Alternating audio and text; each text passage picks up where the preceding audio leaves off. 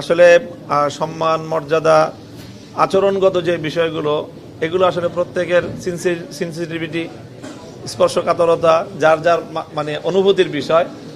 অনুভূতি সকলের তো এক হয় না, আমরা অন্য সকলের অনুভূতিকে সম্মান জানাই, শ্রদ্ধা জানাই। শুরু থেকেই আপনারা এই দলটা এই গ্রুপটা ইসলামী বলয়ের মধ্যে ছিল এমন একটা অভিযোগ তারা তুলছে, কিন্তু আমরা দেখেছি এখানে অন্যান্য দলগুলো ছিল সেই ইসলামী বলয় থেকে তারা বের হয়ে গেছে। জামাত ইসলামী বা আপনারা বলয়টা শরিয়া আইন না, ইসলামী বলয় থেকে বের হয়ে আপনারা নতুন বলয় তৈরি করছেন, এরকম একটা অভিযোগও তারা তুলছে। এই ব্যাপারটা আপনি কিভাবে দেখছেন?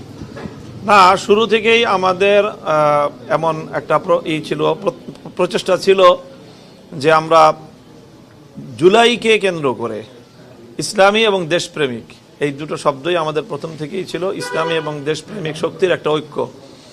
এবং সেইভাবেই কিন্তু আমাদের এই জুলাই সনদ বাস্তবায়নের যে আন্দোলনটা শুরু হয়েছিল